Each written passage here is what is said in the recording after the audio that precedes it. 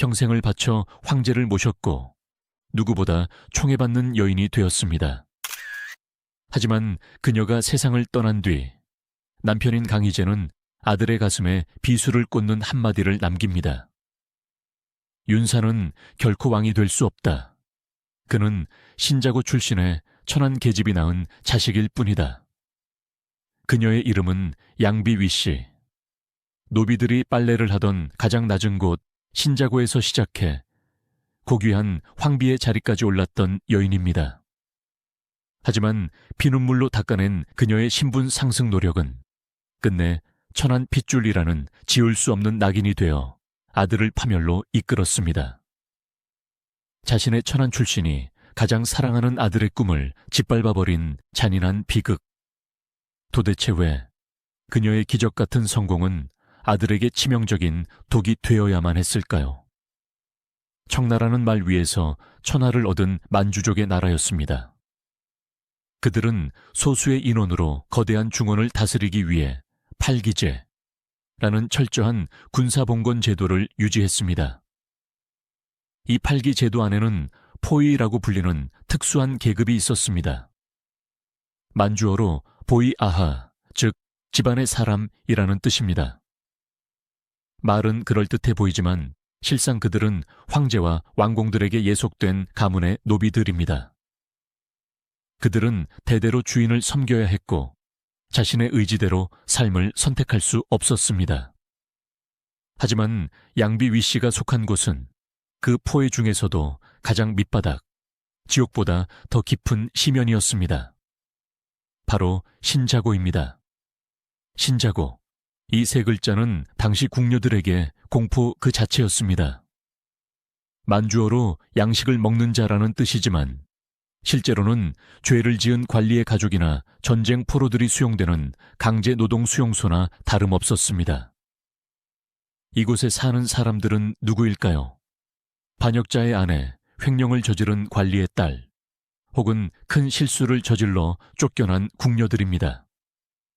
그들이 하는 일은 궁궐에서 가장 더럽고 고된 노동이었습니다.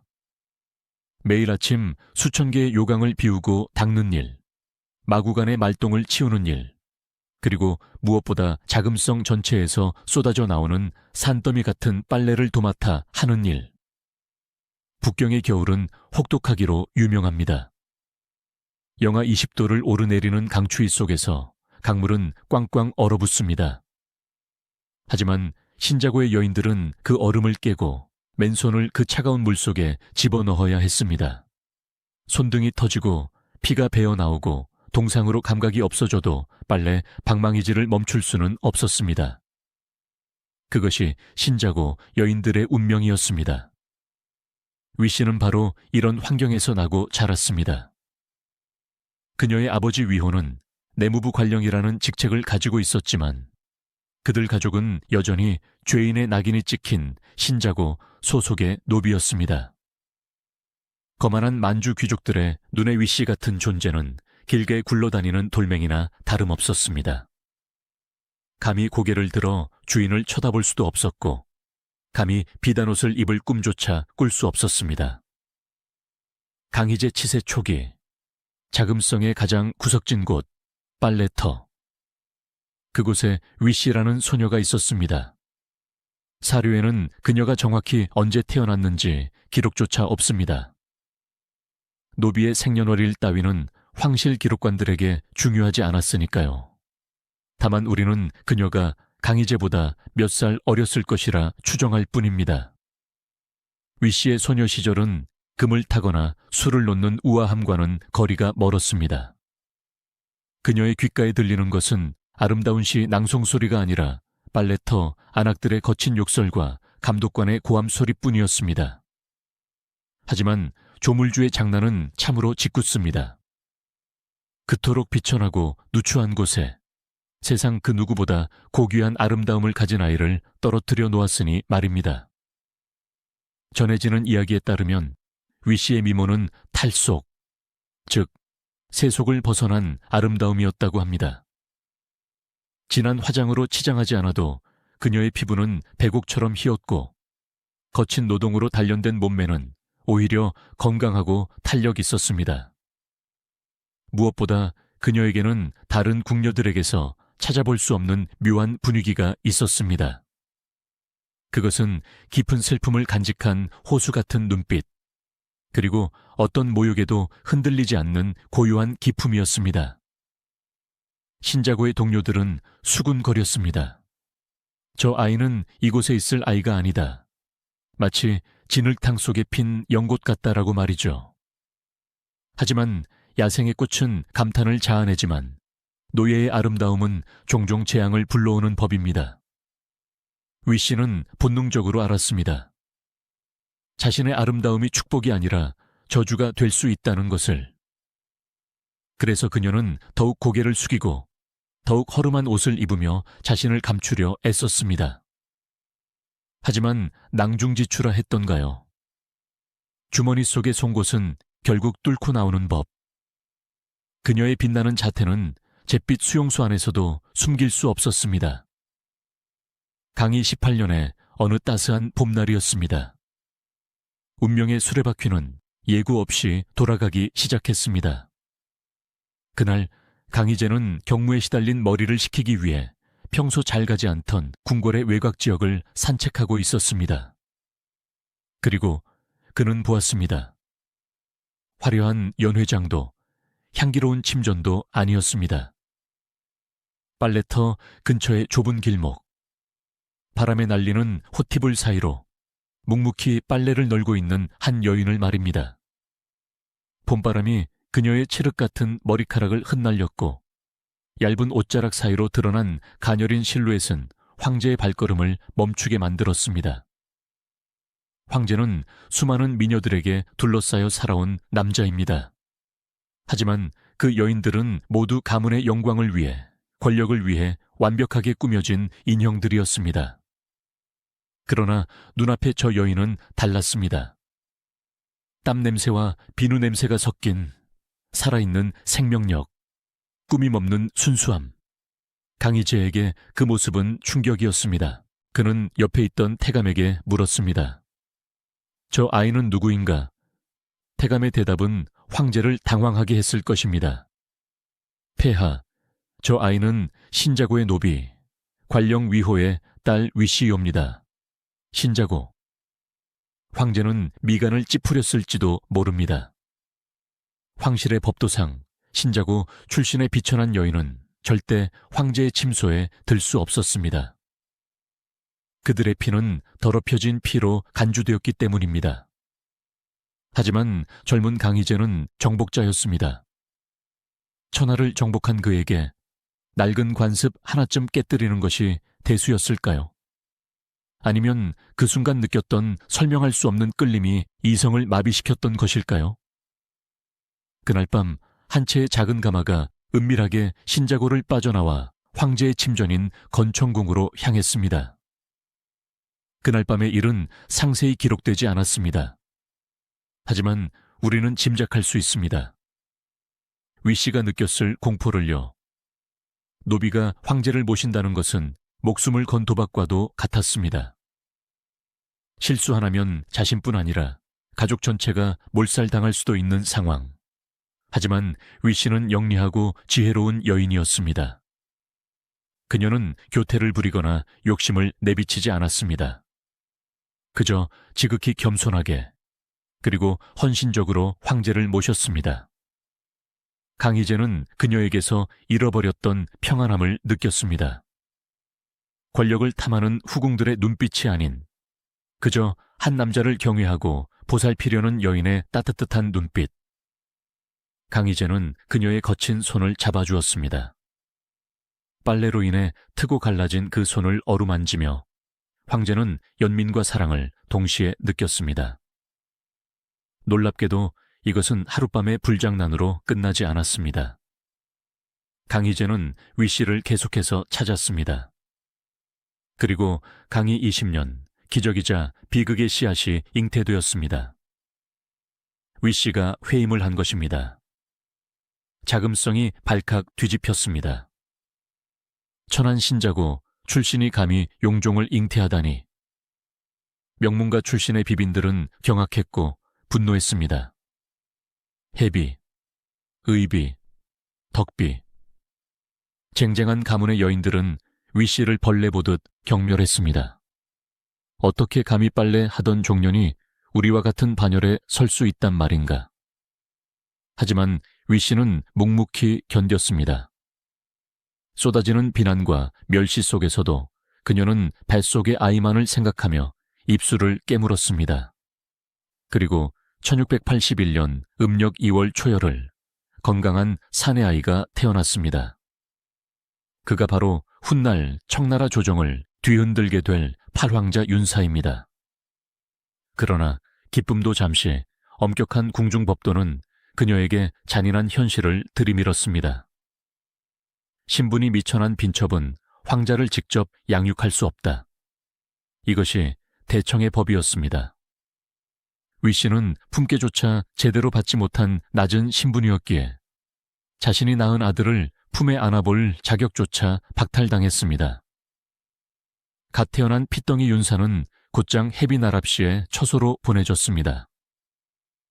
해비는 명문가 출신으로 지위가 높았습니다. 아들의 앞날을 생각하면 해비의 양자가 되는 것이 천한 생모 밑에서 자라는 것보다 훨씬 유리했습니다. 위씨도 머리로는 그것을 알았습니다. 하지만 가슴은 찢겨나갔습니다. 젖 한 번 제대로 물려보지 못하고 생이별을 해야 했던 어머니의 심정. 그녀는 멀리서 들려오는 아기의 울음소리를 들으며 밤새 베개를 적셨습니다. 세월은 흘렀습니다. 아들 윤사는 해비의 보살핌 속에 무럭무럭 자라났고 비상한 총명함으로 강희제의 사랑을 독차지했습니다. 아들의 광채는 어머니에게도 빛을 비추었습니다. 강희 39년, 위씨는 마침내 양비로 책봉됩니다. 양, 어질고 착하다는 뜻입니다. 강희제는 그녀의 온화하고 선량한 성품을 높이 사서 이 글자를 내렸습니다. 신자고 노비 출신이 비의 자리에 오른 것은 전무후무한 사건이었습니다.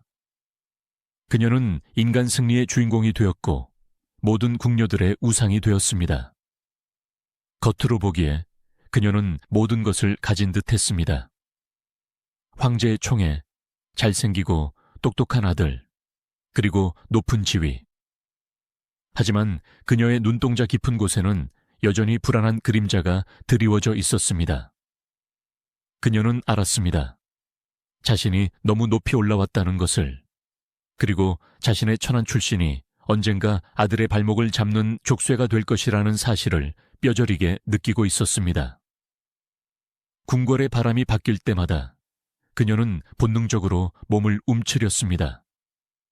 그리고 그녀의 불길한 예감은 틀리지 않았습니다. 저 멀리 수평선 너머에서 황희계승이라는 거대한 피의 폭풍우가 몰려오고 있었습니다. 그 폭풍은 그녀가 평생 지켜온 모든 것을 파괴할 준비를 하고 있었습니다. 세월은 흘러 신자고의 핏덩이였던 아이는 제국에서 가장 빛나는 청년으로 성장했습니다. 팔황자 윤사. 사람들은 그를 가리켜 팔현왕이라 불렀습니다. 그는 달랐습니다. 다른 황자들이 어머니 가문의 권세를 등에 업고 오만방자하게 굴 때 윤사는 철저하게 자신을 낮추었습니다. 그는 알고 있었습니다. 자신의 등 뒤에는 든든한 외가가 없다는 것을요. 그의 외가는 빨래를 하고 똥오줌을 치우는 노비들이었으니까요. 그래서 그는 실력과 인품으로 승부했습니다. 그는 누구보다 학문이 깊었고 서예에 능했으며 무엇보다 사람의 마음을 얻는 재주가 탁월했습니다. 고위 관료부터 하급 관리, 심지어 강남의 선비들까지 윤사의 온화함과 겸손함에 매료되었습니다. 팔황자님은 옥과 같은 분이다. 그분이야말로 진정한 군주의 자질을 갖추셨다. 궁궐 안팎에서 윤사에 대한 칭송이 자자했습니다. 이것은 양비 위씨에게 더할 나위 없는 기쁨이었습니다. 자신의 천한 출신 때문에 아들이 기죽지 않을까 노심초사했던 어머니에게 아들의 성공은 평생의 한을 씻어주는 유일한 위로였습니다. 어머니의 직감은 예리했습니다. 양비는 화려한 명성 뒤에 숨겨진 칼날을 감지하고 있었습니다. 윤사가 빛나면 빛날수록 그 빛은 누군가에게는 눈의 가시가 되고 있었습니다.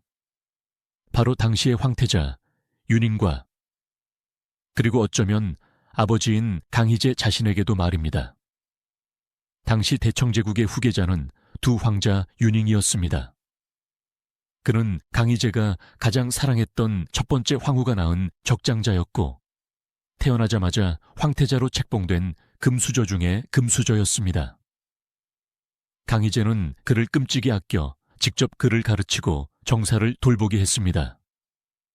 하지만 권력은 부자지간도 갈라놓는 마약과 같습니다. 황제는 너무 오래 살았고 태자는 너무 오래 기다렸습니다. 30년 넘게 황태자 자리에 앉아있던 윤잉은 점차 타락해갔습니다.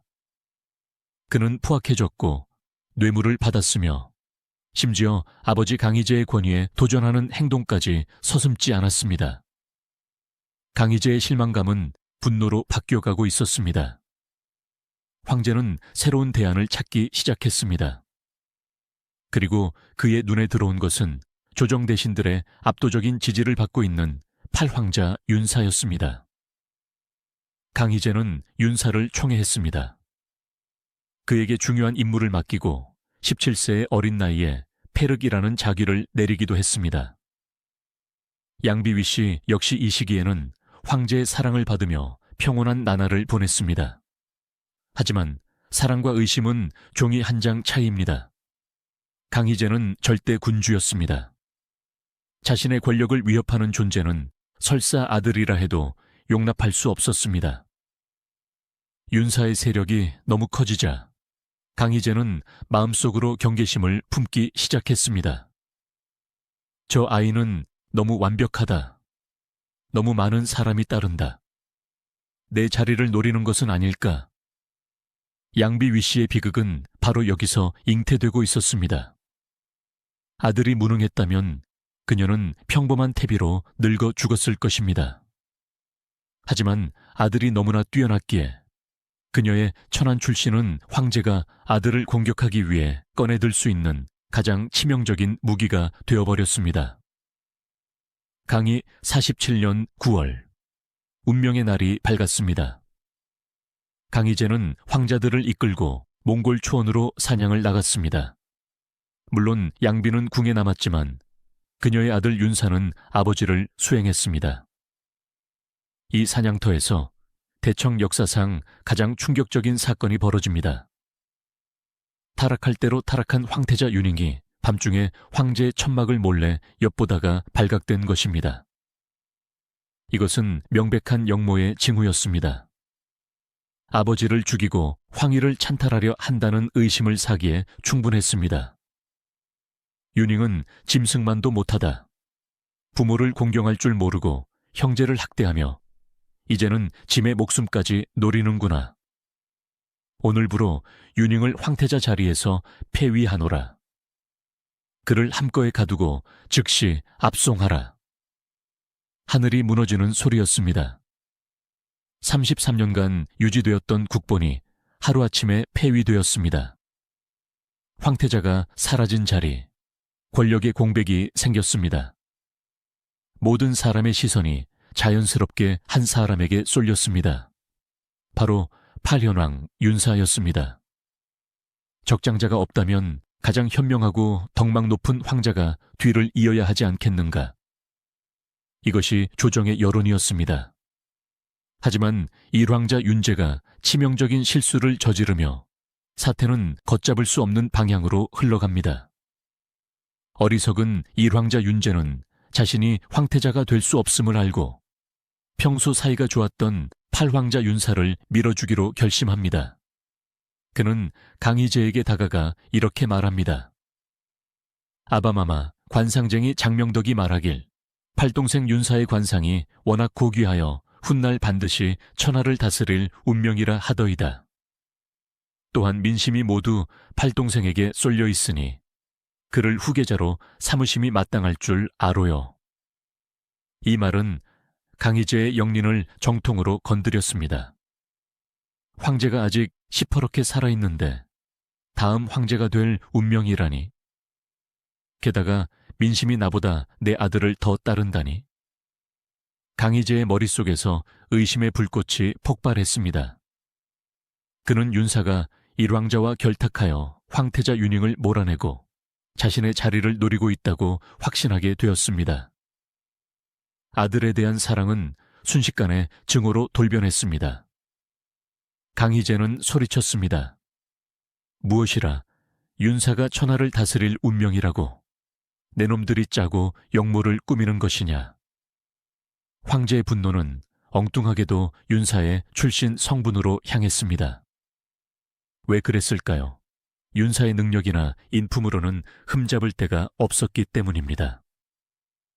그를 깎아내리고 그의 정통성을 부정하기 위해 강희제가 선택한 공격 지점은 바로 그의 어머니 양비 위씨였습니다. 평생을 숨죽여 살아온 여인, 아들을 위해 모든 것을 희생한 어머니. 그녀는 아무런 죄도 없이 그저 아들이 너무 잘났다는 이유만으로, 그리고 자신이 천하다는 이유만으로 정치적 도살대 위에 올려지게 됩니다. 열에서 들려온 소식은 청천벽력과도 같았습니다. 황태자가 폐위되었고 일왕자는 감금되었으며 팔왕자 윤사마저 황제의 진노를 사서 신문을 받고 있다는 소식이었습니다. 양비는 무너져 내렸습니다.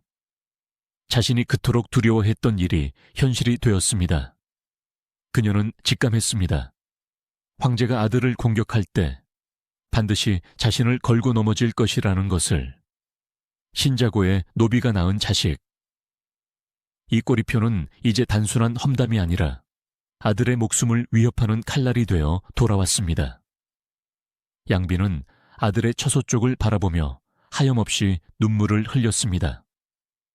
그녀가 해줄 수 있는 것은 아무것도 없었습니다. 그녀에게는 아들을 변호할 가문도 힘도 없었으니까요. 윤사는 겉으로는 인자한 척하지만 속은 음흉하기 짝이 없다. 그는 일왕자와 결탁하여 태자를 모함했다. 이 모든 비열함은 어디서 왔는가? 바로 그의 어미가 미천한 신자고 출신이기 때문이다. 천한 피는 속일 수 없다. 강희제는 공개적인 자리에서 양비를 모욕했습니다. 이것은 단순히 아내를 욕하는 것이 아니었습니다. 팔황자 윤사의 황위 계승 자격을 원천적으로 부정하는 정치적 선언이었습니다. 어미가 천하니 아들도 천하다. 이 논리는 유교 사회에서 가장 강력한 족쇄였습니다. 양비가 궁에서 흘린 피땀과 눈물, 그녀가 쌓아 올린 덕행은 한순간에 부정당했습니다. 그녀는 이제 현숙한 빚가 아니라 황실의 혈통을 더럽힌 죄인 취급을 받게 되었습니다. 하지만 이것은 시작에 불과했습니다. 강희제의 분노는 멈추지 않았고 권력을 향한 황자들의 암투는 더욱 치열해졌습니다. 양비위 씨는 자신이 낳은 아들이 아버지에 의해 철저히 짓밟히는 과정을, 그 생지옥을 눈을 뜨고 지켜봐야 했습니다. 1708년 11월 14일 강희제는 1차 폐태자 사건 이후 공석이 된 황태자 자리에 누구를 앉힐지 신하들에게 묻는 초유의 결단을 내립니다. 너희들이 생각하기에 가장 적합한 황자가 누구인지 적어내라. 짐은 만조백관의 뜻을 따르겠다. 황제는 확신했을 것입니다. 신하들이 눈치를 보며 의견이 갈릴 것이라고. 혹은 자신이 내심 염두에 두고 있던 다른 황자들을 적어낼 것이라고 말입니다.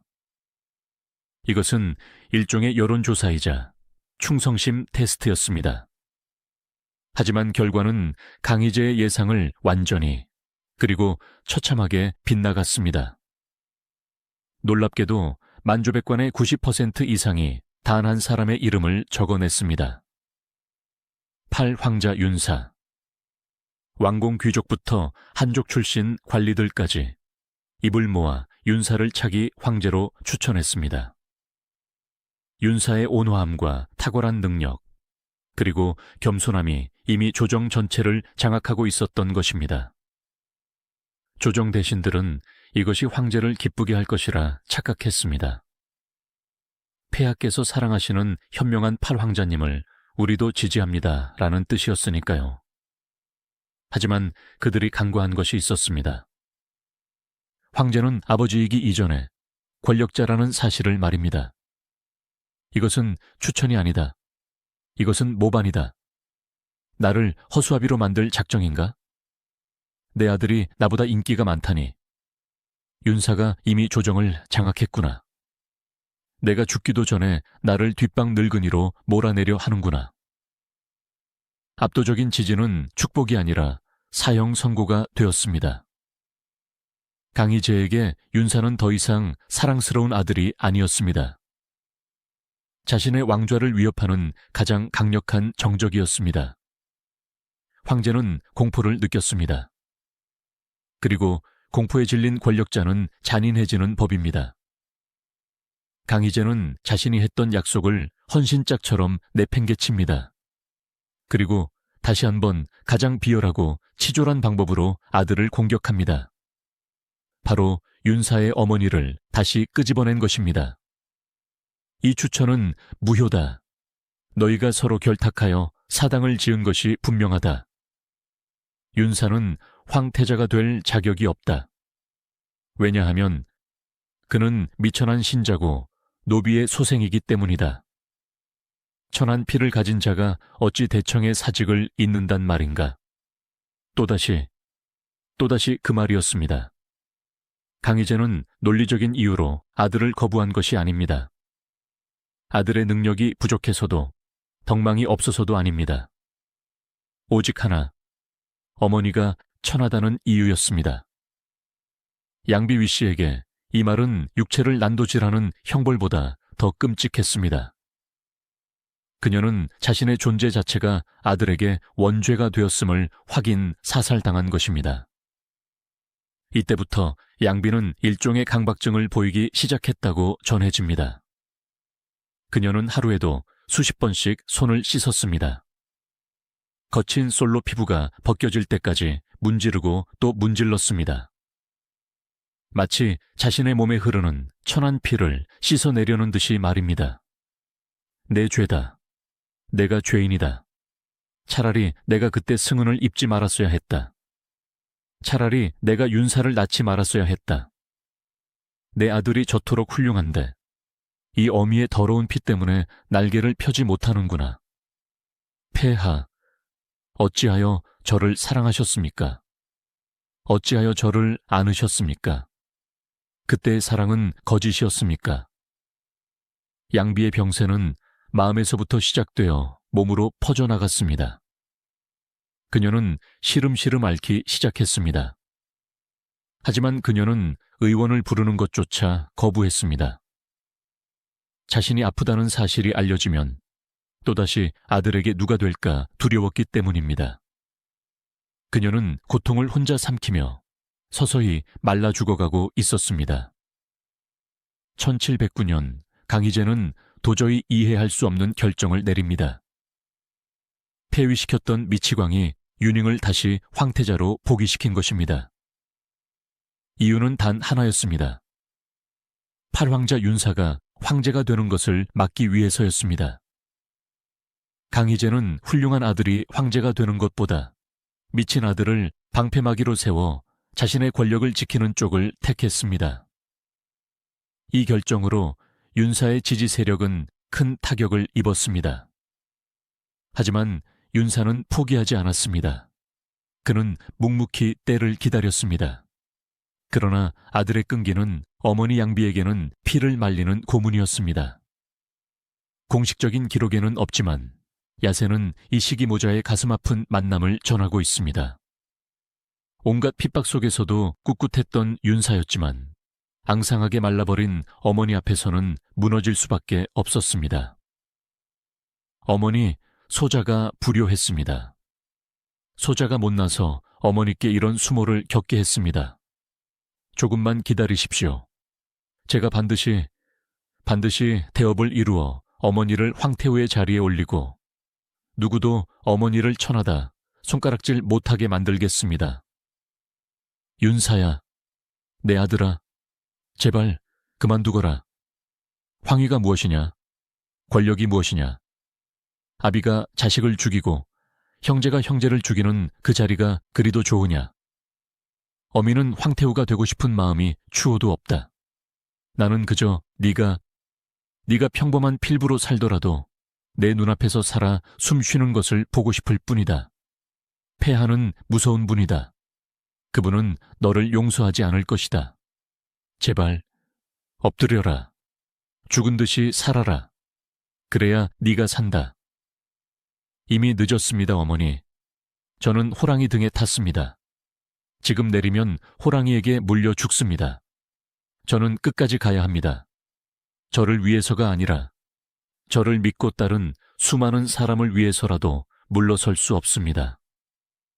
어머니는 아들의 생명을 원했고 아들은 어머니의 명예를 원했습니다. 서로를 너무나 사랑했지만 그 사랑의 방식이 달랐기에 비극은 피할 수 없었습니다. 양비는 직감했습니다. 이것이 아들과 나누는 마지막 깊은 대화가 될지도 모른다는 것을. 그녀는 아들이 떠난 뒤 오열을 터뜨리는 대신 조용히 향을 피웠습니다. 자신의 남은 수명을 깎아서라도 아들의 애군을 막아달라고 기도했습니다. 강희 50년, 양비 위씨의 생명력은 바닥을 드러내고 있었습니다. 그녀를 병들게 한 것은 육체의 질병이 아니었습니다. 화병이었습니다. 남편에게 버림받고 아들이 핍박받는 현실을 지켜보며 가슴속에 쌓인 응어리가 그녀의 심장을 갉아먹었습니다. 강희재는 가끔 그녀의 병세를 묻기는 했으나 예전처럼 다정하게 찾아와 위로해주지는 않았습니다. 황제에게 그녀는 이제 정적의 어머니일 뿐이었습니다. 차라리 그녀가 빨리 사라져주는 것이 정치적으로 편하다고 생각했을지도 모릅니다. 잔인한 침묵과 냉대 속에서 양비는 마지막 순간을 준비하고 있었습니다. 하지만 운명은 그녀에게 편안한 죽음조차 허락하지 않았습니다. 그녀가 눈을 감기 직전 그녀의 영혼을 산산조각 낼 최후의 사건이 기다리고 있었습니다. 바로 역사에 길이 남을 죽은 매 사건의 그림자가 서서히 다가오고 있었던 것입니다. 강희 50년 11월 20일. 자금성의 겨울이 시작되던 날, 양비위 씨는 조용히 생의 마지막 끈을 놓았습니다. 향년 50세 무렵, 궁에 들어와 30년 넘게 황제를 모셨고 비의 자리에 오른 지 11년 만이었습니다. 그녀의 임종은 화려하지 않았습니다. 강희재는 그녀가 위독하다는 소식을 들었지만 국사를 핑계로 즉시 달려오지 않았습니다. 그녀가 마지막 순간 가장 보고 싶어 했을 아들 윤사 또한 황제의 눈치를 보느라 어머니의 손을 끝까지 잡아주지 못했을지도 모릅니다. 그녀는 죽는 순간 무슨 생각을 했을까요? 자신을 신데렐라로 만들어 주었으나 끝내 비참하게 버린 남편을 원망했을까요? 아니면 자신의 천한 피를 물려준 아들에게 미안해했을까요? 그녀는 양이라는 시호를 남기고 떠났습니다. 살아서는 죄인처럼 숨죽여 살았으나 죽어서야 비로소 궁궐의 높은 담벼락을 넘어 자유를 얻었습니다. 하지만 슬프게도 그녀의 죽음은 비극의 끝이 아니라 더 큰 비극의 서막이었습니다.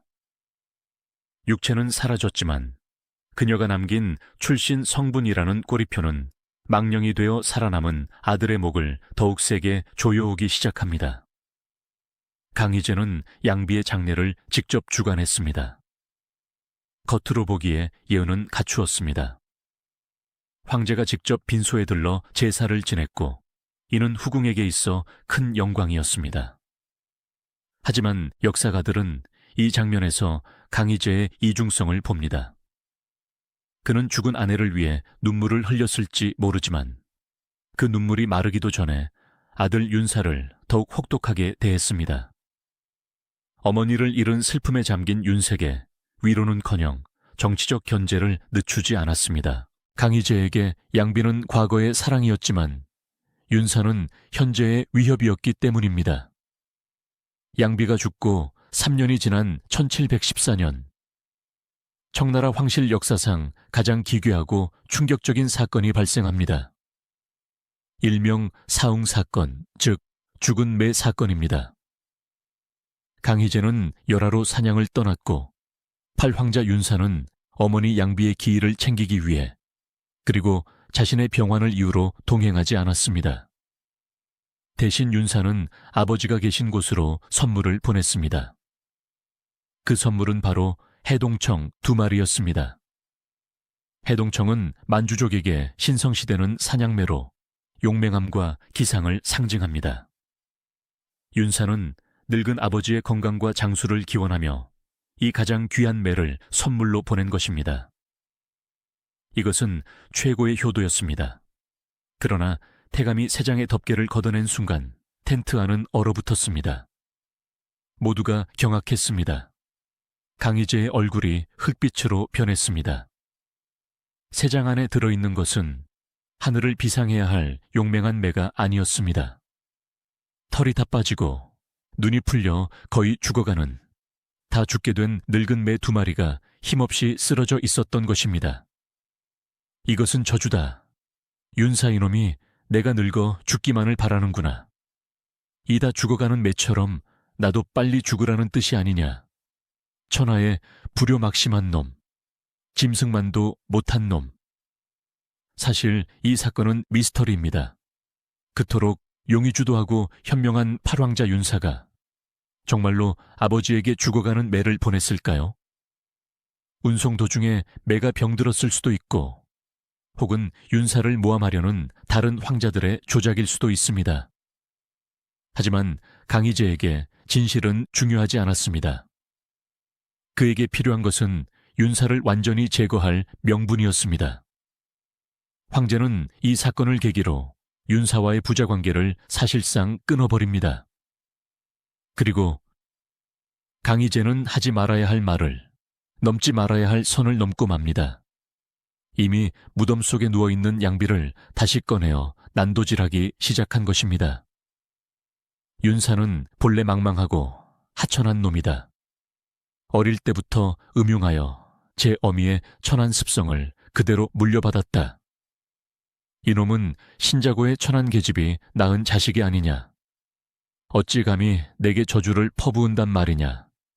신자고의 천한 계집. 이 한마디는 역사에 영원히 기록되었습니다. 강희재는 자신의 아들이 보낸 선물이 마음에 들지 않는다는 이유로 이미 세상을 떠난 아내를 천한 계집이라 공개적으로 욕보였습니다. 그녀는 죽어서도 편히 눈을 감지 못했습니다. 남편은 그녀의 영혼을 짓밟았고 아들은 그 모욕을 살아서 감내해야 했습니다. 이 사건 이후 윤사는 충격으로 쓰러져 사경을 헤매게 됩니다. 사람들은 그가 죽을 것이라 생각했습니다. 하지만 강희재의 잔인함은 여기서 멈추지 않았습니다. 아들이 다 죽어간다는 소식을 들은 황제는 냉소적으로 이렇게 말했습니다. 그놈이 죽든 말든 내 알 바 아니다. 꾀병을 부리는 것일 테니 신경 쓰지 마라. 이것이 과연 아버지가 아들에게 할 수 있는 말일까요? 양비위 씨가 하늘에서 이 모습을 보고 있었다면 그녀의 가슴은 얼마나 갈기갈기 찢어졌을까요? 어머니, 들리십니까? 아바마마께서 어머니를 또다시 욕보이셨습니다. 제가 매를 보내지 말았어야 했습니다. 제가 불효자입니다. 차라리 저를 데려가십시오. 이 지옥 같은 세상에서 더 이상 숨을 쉬고 싶지 않습니다. 양비위 씨의 삶은 상승과 추락의 드라마였습니다. 가장 낮은 곳에서 가장 높은 곳으로 올랐지만 결국 그녀의 출신은 그녀 자신뿐만 아니라 가장 사랑하는 아들까지 파멸로 이끌었습니다. 죽은 매 사건은 단순한 배달 사고가 아니었습니다.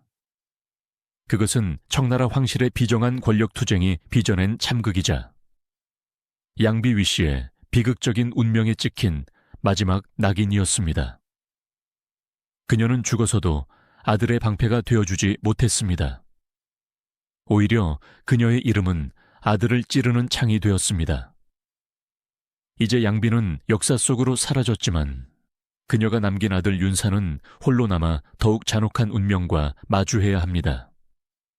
아버지 강희제가 떠난 뒤 그보다 더 냉혹한 형제, 옹정제가 다가오고 있었기 때문입니다. 1722년 12월 20일, 61년간 대청제국을 통치했던 거인 강희제가 창춘원에서 눈을 감았습니다. 그의 죽음은 한 시대의 종말이자 피비린내 나는 숙청의 시작을 알리는 신호탄이었습니다. 마지막 순간까지 후계자는 베일에 쌓여 있었습니다. 팔황자 윤사를 지지하던 세력은 여전히 희망의 끈을 놓지 않고 있었습니다. 비록 강희제가 생전에 윤사를 핍박했지만 조정의 대다수가 그를 따르고 있었기에 반전을 기대했던 것입니다. 하지만 창춘원의 문이 열리고 낭독된 유조는 모든 사람을 경악하게 만들었습니다. 황사자 윤지는 인품이 귀하고 성격이 강직하여 대통을 이을 자격이 충분하니 짐의 뒤를 이어 황제에 즉위하라. 사황자 윤진, 그가 바로 청나라 제5대 황제 옹정제입니다. 냉철하고 빈틈없으며 한번 적대시한 인물은 지구 끝까지 쫓아가 파멸시키는 집요한 성격의 소유자. 팔황자 윤색에 있어 옹정제의 등극은 아버지 강희제 시절보다 더 끔찍한 지옥문이 열리는 소리였습니다. 양비위 씨가 무덤 속에서 이 소식을 들었다면 아마 피눈물을 흘리며 아들에게 도망치라고 소리쳤을 것입니다. 하지만 윤사는 도망칠 곳이 없었습니다.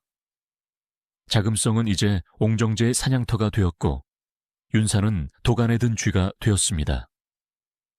옹정제는 즉위하자마자 예상 밖의 조치를 취합니다. 자신의 최대 라이벌이었던 팔황자 윤사를 숙청하는 대신 그를 염친왕에 봉하고 국정을 총괄하는 사인의 총리 사무대신 중 한 명으로 임명한 것입니다. 염은 청렴하다는 뜻입니다. 겉으로 보기에는 형제간의 화해를 도모하고 능력 있는 동생을 중용하는 성군의 모습이었습니다. 사람들은 옹정제의 관대함에 찬사를 보냈습니다. 하지만 당사자인 윤사는 알고 있었습니다. 이것이 자비가 아니라 고문이라는 것을요. 축하? 이것이 축하받을 일로 보이시오. 황제는 나를 죽이지 않고 내버려 둔 것이 아니오. 나를 칼날 위에 세워둔 것이오. 내 목을 칠 명분을 찾을 때까지 내 손발을 묶어놓고 세상의 조롱거리로 만들려는 속셈이란 말이오. 내 머리가 언제 땅에 떨어질지 모르는 판국에 어찌 기뻐한단 말이오. 실제로 윤사는 임명을 받은 날 축하 인사를 하러 온 사람들에게 나는 이제 곧 도마 위에 생선이 될 것인데 무엇이 기쁜가라며 탄식했다고 합니다. 옹정제의 전략은 교활했습니다. 윤색에 높은 벼슬을 주어 안심시킨 뒤 그에게 과도한 업무를 맡겨 실수를 유발하고 그 실수를 빌미로 서서히 목을 조이는 방식이었습니다. 이것은 단번에 죽이는 것보다 훨씬 고통스러운 말려 죽이는 형벌이었습니다. 옹정제 시대가 열리면서 죽은 양비 위씨의 존재는 더욱 비참해졌습니다. 옹정제의 어머니 덕비는 황태우가 되어 최고의 연계를 누렸지만 윤사의 어머니 양비는 여전히 신자고 출신의 천안비라는 꼬리표를 떼지 못했습니다. 옹정제는 윤사를 괴롭히기 위해 교묘하게 예법을 이용했습니다. 황족의 제사나 의례 때 양비의 신위를 다른 선왕의 후궁들보다 낮게 배치하거나 제사 물품을 소홀히 하는 식의 차별을 가했습니다. 윤색의 어머니는 영린이었습니다. 옹정제는 그것을 너무나 잘 알고 있었습니다. 윤사가 어머니의 대우 개선을 조금이라도 요구하려 하면 옹정제는 싸늘하게 비웃으며 강희제의 유훈을 들먹였습니다. 염친왕, 그대는 아직도 욕심을 버리지 못했는가? 선왕께서 그대의 어미를 두고 무엇이라 하셨는지 잊었는가? 신자고의 천한 계집. 아바마마의 그 말씀을 내가 어찌 거스른단 말인가? 그대의 어미가 대우받지 못하는 것은 내가 야박해서가 아니라 그대의 타고난 핏줄이 그러하기 때문이다. 죽은 어머니가 다시 한번 무덤에서 끌려나와 모욕당하는 순간이었습니다. 윤사는 주먹을 꽉 쥐어 손톱이 살을 파고들었지만 황제 앞에서 고개를 숙일 수밖에 없었습니다. 참아야 한다. 내가 무너지면 어머니의 무덤조차 지킬 수 없다. 윤사는 피눈물을 삼키며 굴욕을 견뎌냈습니다. 옹정 2년, 옹정 3년이 지나면서 황제의 공격은 노골적으로 변해갔습니다. 옹정제는 윤사가 처리한 업무에서 사소한 꼬투리를 잡아 공개적으로 질책하기 시작했습니다. 문서의 글씨가 삐뚤어졌다. 제사 때 입은 옷이 예법에 어긋난다. 표정이 불손하다. 이유 같지 않은 이유들이 윤사의 죄목으로 쌓여갔습니다. 심지어 옹정제는 윤사의 측근들을 하나둘씩 잡아들여 고문하고 유배 보냈습니다. 윤사의 팔과 다리를 하나씩 잘라내는 잔인한 작업이었습니다. 윤사는 고립무원이었습니다. 누구도 그를 도와줄 수 없었습니다. 한때 팔현왕이라 불리며 천하의 인심을 얻었던 그는 이제 전염병 환자처럼 깊이 대상이 되었습니다. 이 시기 윤사는 자주 악몽을 꾸었습니다. 꿈속에서 어머니 양비가 나타나 하염없이 울고 있는 꿈이었습니다. 그는 잠에서 깨어나면 식은땀에 젖은 채 허공을 향해 어머니를 불렀습니다. 어머니, 차라리 그때 제가 어머니를 따라갔어야 했습니다. 사는 것이 죽는 것보다 더 고통스럽습니다. 저들이 저를 짐승처럼 사육하고 있습니다. 언제쯤 이 고통이 끝날까요? 옹정제의 잔인함은 끝이 없었습니다. 그는 윤사를 무너뜨리기 위해 윤사가 가장 의지했던 아내, 팔복진 광랑라 씨를 공격 목표로 삼았습니다. 광랑라 씨는 왕부의 안주인으로서 여장부 같은 성격이었고 남편이 힘들 때마다 그를 지탱해준 기둥이었습니다. 옹정제는 그녀를 표독스러운 악처라고 몰았으며 윤색의 아내와 이혼하고 그녀를 쫓아내라고 명령합니다. 이것은 폐륜적인 명령이었습니다. 하지만 황명을 거역하면 영모죄로 몰릴 상황. 윤사는 어쩔 수 없이 아내를 내쳐야 했습니다. 팔복진은 쫓겨나면서도 기죽지 않았습니다. 그녀는 오히려 담담하게 짐을 챙겨나가며 남편에게 살아남으라는 눈빛을 보냈습니다. 하지만 옹정제는 그녀를 살려둘 생각이 없었습니다. 얼마 후 팔복진은 끔찍한 방법으로 처형당하고 시신마저 불태워져 가루가 되었습니다. 어머니에 이어 아내까지 잃은 윤사, 그의 정신은 이제 완전히 붕괴되었습니다. 옹정제는 윤사의 모든 보호막을 벗겨버리고 이제 마지막 일격을 준비하고 있었습니다. 1726년 9월, 옹정제는 윤색의 최후의 일격을 가합니다. 그것은 육체를 베는 칼보다 더 날카로운, 영혼을 난도질하는 형벌이었습니다. 황제는 윤사를 황실 족보인 옥첩에서 파벌이라고 명했습니다. 황족의 성인 알신강라를 박탈한 것입니다. 그리고 그에게 새로운 이름을 하사했습니다. 아키나. 만주어로 아키나는 여러 가지 해석이 있지만 가장 유력한 뜻은 개돼지 혹은 도마 위에 올려진 고기라는 뜻입니다. 황제는 자신의 동생을 한때 현왕이라 불리며 천하의 존경을 받던 황자를 말 그대로 짐승으로 만들어버렸습니다. 아키나라고? 하하하하. 결국 이렇게 되는구나. 어머니, 보고 계십니까? 형님께서 저를 개돼지라 부르십니다. 신자고의 천한 피가 흐르니 결국 짐승이 되었다고 조롱하시는 겁니다. 어머니, 왜 저를 낳으셨습니까? 왜 이 더러운 세상에 저를 내놓으셨습니까? 이 모욕은 윤사 개인을 향한 것이 아니었습니다. 무덤 속에 있는 어머니, 양비위 씨를 향한 옹정제의 마지막 침 뱉기였습니다. 내 어미가 천한 노비이니 그 자식인 너도 짐승이나 다름없다. 이 잔인한 낙인은 양비가 평생을 바쳐 지키려 했던 아들의 존엄성을 짓밟아 뭉개버렸습니다. 윤사는 아키나라는 이름으로 불리며 인간으로서의 모든 자격을 상실했습니다. 윤사는 종인부의 은밀한 독방에 감금되었습니다. 옹정제는 그를 편하게 죽일 생각이 없었습니다. 윤사의 방은 높은 담벼락으로 둘러싸여 있어 고벽이라 불렸습니다. 햇빛도 바람도 바깥 세상의 소리도 차단된 곳이었습니다. 음식은 돼지 여물보다 못한 것이 들어왔고 물은 썩은 내가 났습니다. 최고의 지성인이자 우아함을 잃지 않았던 윤사는 순식간에 피골이 상접한 노인처럼 변해갔습니다. 그는 구토와 설사에 시달리며 자신의 오물 위에서 뒹굴어야 했습니다. 그 차가운 돌바닥 위에서 윤사는 끊임없이 어머니를 생각했습니다. 어린 시절 어머니가 빨래터에서 부르트고 갈라진 손으로 자신을 안아주던 기억. 자신이 칭찬을 받을 때마다 기뻐하기보다 두려워했던 어머니의 눈빛. 그제야 윤사는 깨달았습니다. 어머니의 두려움은 예지몽이었다는 것을. 가장 낮은 곳에서 태어난 어머니는 권력의 꼭대기가 얼마나 비정하고 추악한 곳인지 본능적으로 알고 있었던 것입니다. 옹정제는 윤사를 가둬놓고 그를 확실하게 매장하기 위해 40가지 대죄를 발표합니다.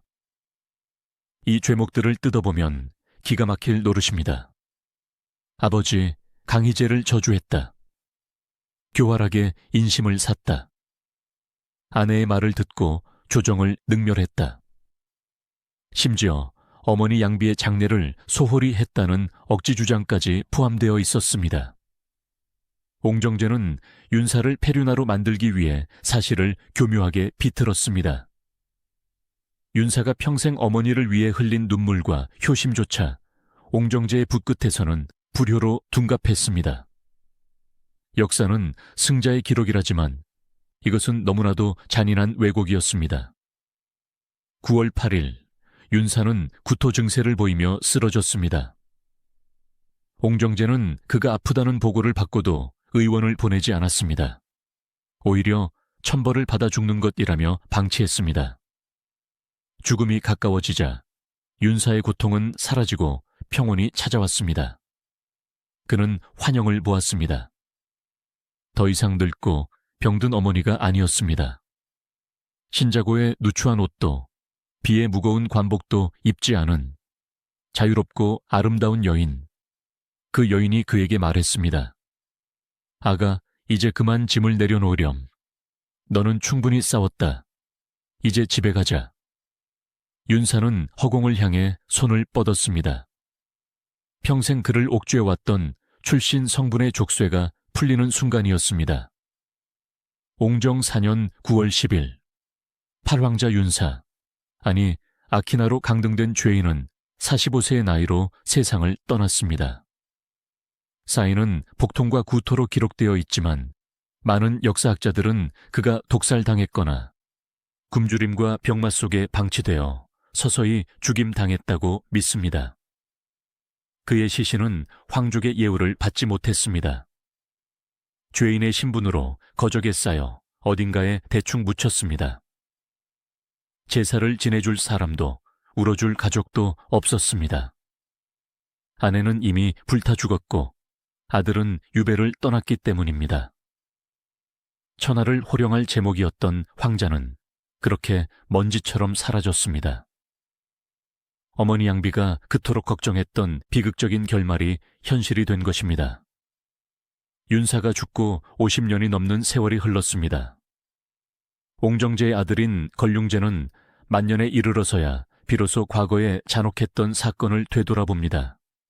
걸륭제는 칙령을 내려 윤사의 이름을 복원시키고 그를 다시 황실 족보에 올리도록 명했습니다. 팔숙부는 아버지와 정치적 견해가 달랐을 뿐 본래 흉악한 사람은 아니었다. 아키나라는 치욕스러운 이름이 지워지고 윤사라는 이름을 되찾는데 무려 반세기가 걸렸습니다. 하지만 이미 당사자들은 모두 흙으로 돌아간 뒤였습니다. 늦어도 너무 늦은 정이었습니다. 죽음은 모든 것을 끝내지만 이야기는 살아남아 전해집니다.